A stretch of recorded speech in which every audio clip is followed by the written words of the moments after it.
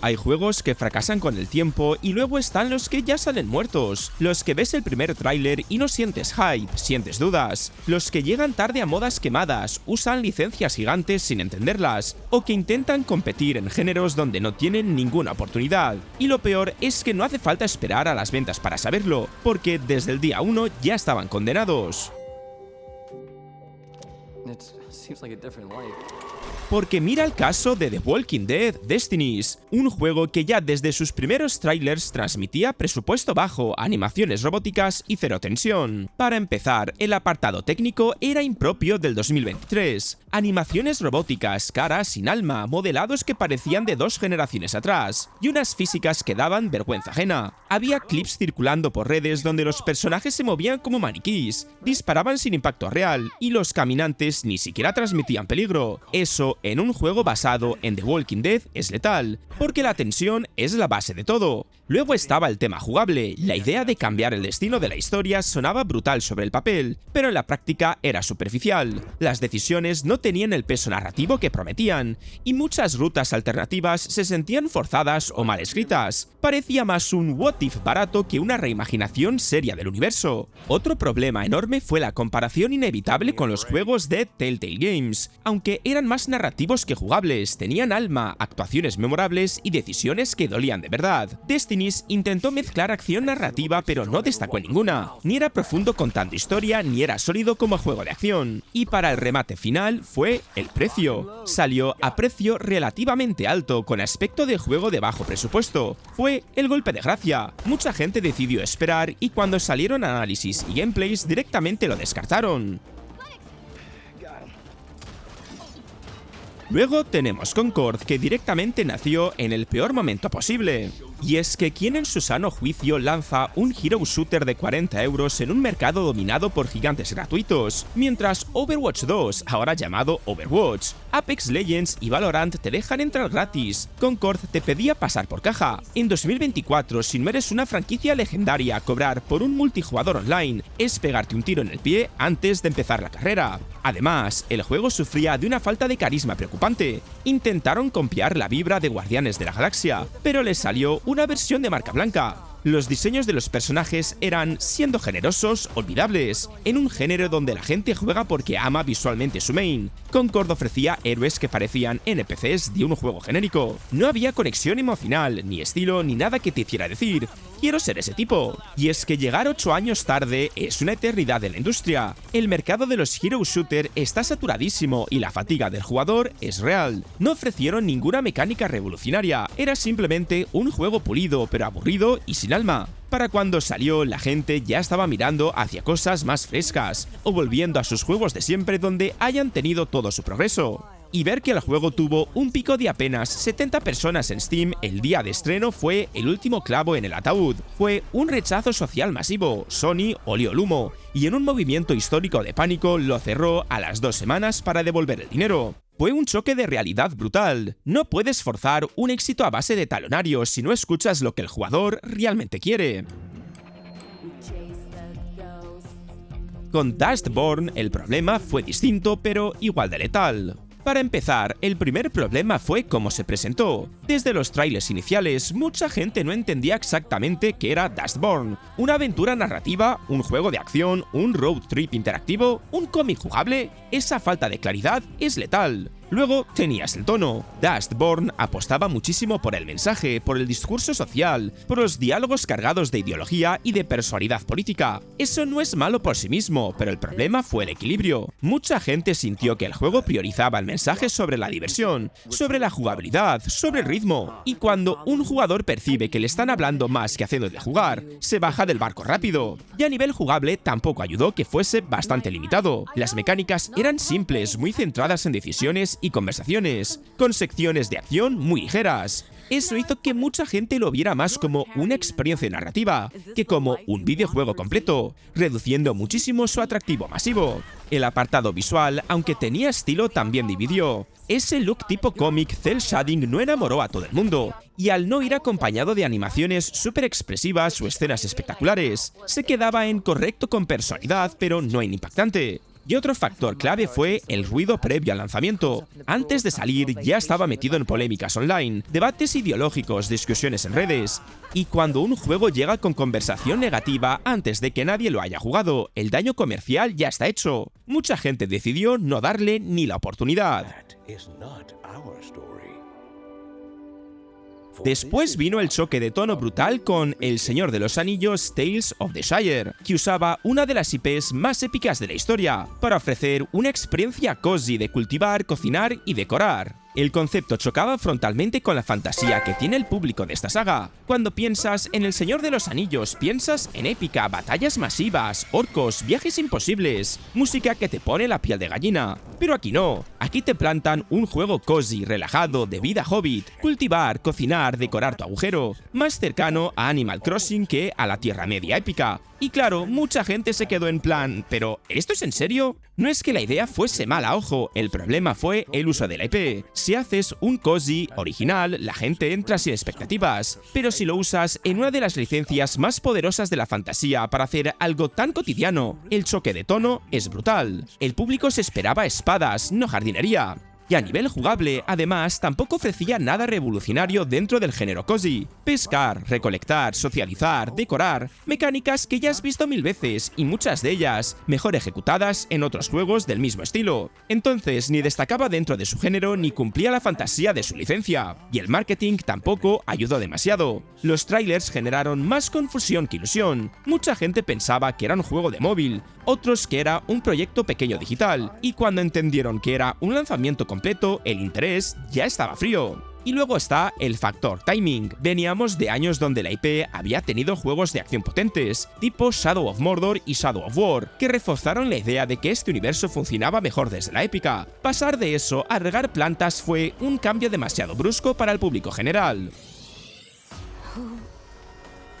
Y algo parecido, pero desde otro ángulo, le pasó a Scarlet Salvation. El mayor problema fue la visibilidad. Muchísima gente ni sabía que existía, no hubo marketing potente, no hubo trailers virales, no hubo demos que generasen conversación, simplemente apareció en tiendas digitales sin crear expectativa. Luego está el tema del presupuesto, que se notaba a leguas. Desde los primeros gameplays se veía un proyecto muy AA tirando abajo. Animaciones rígidas, escenarios repetitivos, efectos de disparo poco impactantes. No era un desastre, pero tampoco transmitía calidad premium. Y claro, cuando el público percibe eso, automáticamente lo relaga a que ya lo jugaré rebajado. Y muchos ni eso. A nivel jugable, además, tampoco rompía moldes. Era un shooter de ciencia ficción con estructura bastante tradicional. Avanzar, limpiar salas, mejorar equipo y repetir. Correcto, funcional, pero sin una mecánica estrella que lo diferenciase. No tenía ese gancho que hace que un creador diga, tienes que probar esto.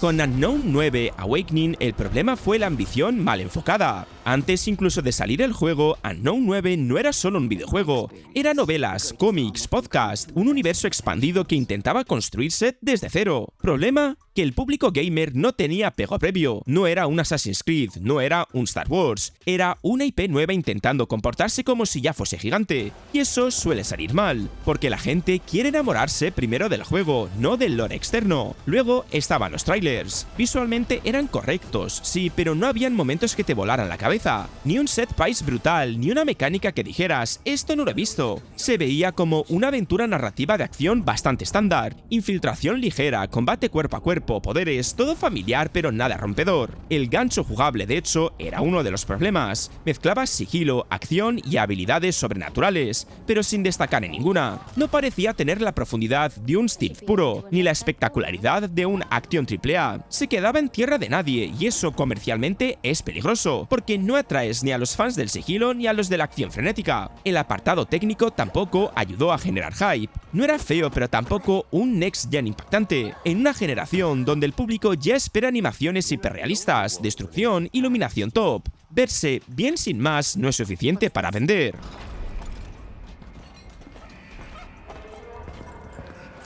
Luego tienes FDC Fight Break, un spin-off que chocó de frente con lo que los fans querían. El mayor choque fue el concepto. Veníamos de un juego como Control, súper atmosférico, narrativo, raro, con una identidad brutal, centrado en exploración, poderes y misterio, y de repente te anuncian Firebreak como una experiencia cooperativa, más orientada a acción por oleadas, apagar incendios paranormales, contención de anomalías en equipo, más cercano a un shooter cooperativo que a una aventura narrativa, y ahí ya perdiste a parte del público original. El problema no era hacer un spin-off, era el tipo de spin-off. La gente quería más lore profundo, más historia de la FBC, más expansión del misterio, pero el enfoque gameplay primero, repetitivo y cooperativo transmitía sensación de juego como servicio ligero, no de experiencia premium con narrativa potente. Luego estaba el tema del mercado. Los cooperativos por misiones llevan años compitiendo en un terreno durísimo. Si no tienes una progresión ultra adictiva, variedad de contenido brutal o una fantasía jugable muy clara, la gente se cansa rápido, y Firebreak, desde los trailers, parecía más limitado en escala y repetición de objetivos. Visualmente mantenía el estilo Remedy, pero sin el impacto de Control. Al ser más centrado en acción cooperativa y en escenarios de contención, se perdía parte de esa dirección artística surrealista que enamoró a la comunidad. Era reconocible, pero no igual de magnético. Y Flintlock de Sage of Dawn sufrió el síndrome del Souls-like más. En cuanto la gente vio combate exigente, esquivas, enemigos duros y estética oscura, automáticamente lo metieron en el saco de los Souls. El problema, que competir en ese terreno hoy en día es muy duro. No compites solo con indies, compites con From Software y con todos los AAAs que llevan años refinando la fórmula. Si no aportas algo radical, te diluyes muy rápido. Flintlock intentaba diferenciarse con el tema de las armas de fuego mezcladas con combate cuerpo a cuerpo y habilidades mágicas, pero en los trailers no se sentía revolucionario. Se veía interesante, sí, pero no lo suficiente como para decir, esto cambia el género. Era más evolución ligera que revolución. Luego estaba el apartado técnico. No era feo, pero tampoco impactante para nueva generación. Animaciones correctas, escenarios cumplidores, efectos decentes, pero sin ese punch visual que se espera de un nuevo Next Gen. Y el mundo también jugó en su contra. La mezcla de fantasía, dioses, pólvora y mitología tenía personalidad, pero no era una IP conocida ni tenía un gancho narrativo clarísimo en marketing. No había un personaje icónico ni un conflicto que atrapase al público general desde el minuto 1. Y otro factor clave fue el timing. Salir en ventanas cargadas de lanzamientos grandes es letal para un AA. Muchos jugadores lo tenían en la lista de ya lo jugaré, pero eso en ventas iniciales es veneno puro. Si no entras fuerte en semana 1 desapareces del radar inmediato.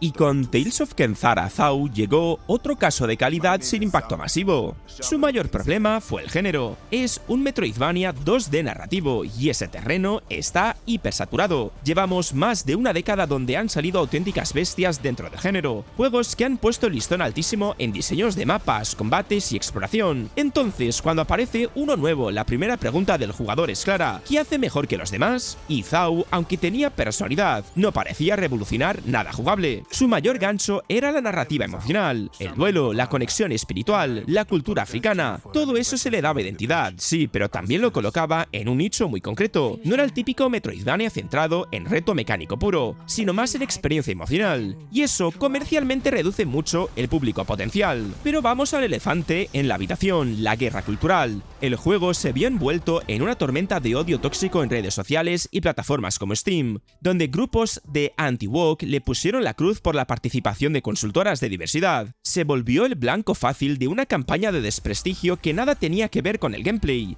En lugar de hablar de si el doble salto funcionaba bien, Internet estaba ardiendo en debates políticos agotadores, que espantaron a los compradores casuales. Además, el precio y la duración no ayudaron. En un mercado saturado de juegos gratuitos o servicios como Xbox Game Pass, donde sí estuvo, pero eso no canalizaba las ventas directas. Convencer a alguien de soltar la pasta por una experiencia corta es un reto titánico. Al final, entre el odio injustificado, la competencia feroz y un marketing que no supo defenderse, el pobre Zau se quedó gritando en el vacío.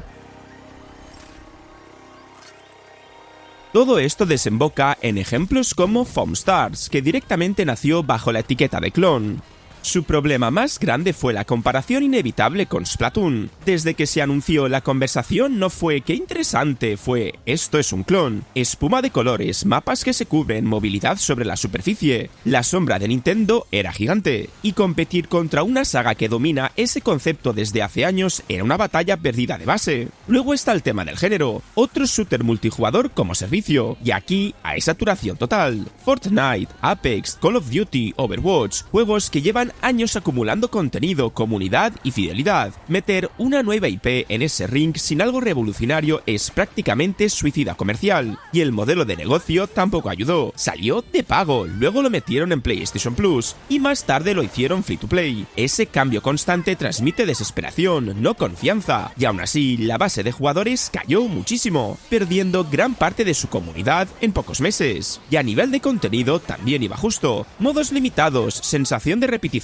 rápida y poca profundidad a largo plazo. Incluso las reviews decían que tras pocos días ya sentías que habías visto todo lo que ofrecía. Y luego el tema de las microtransacciones, que quemó bastante a la comunidad. Pase de batalla, cosméticos, monetización agresiva. Para un juego que aún tenía que demostrar su valor, eso sentó fatal. Y hasta aquí este vídeo de estos juegos que desde el mismo día que salieron ya tenían la sentencia firmada. Algunos por decisiones creativas incomprensibles, otros por llegar tarde a géneros saturados, y otros simplemente porque nunca tuvieron el gancho necesario para sobrevivir ni una semana en conversación. Pero ahora te toca a ti. Quiero que me dejes en comentarios cuál crees que faltó, qué juego viste tú y pensaste esto no dura ni un mes, porque seguro que hay más casos que merecen entrar en una segunda parte. Y ya sabes, si te ha gustado el vídeo dale al like, al hype y suscríbete, que seguimos con el reto de seguir creciendo y traer más contenido así. Dicho esto, nos vemos en el próximo vídeo.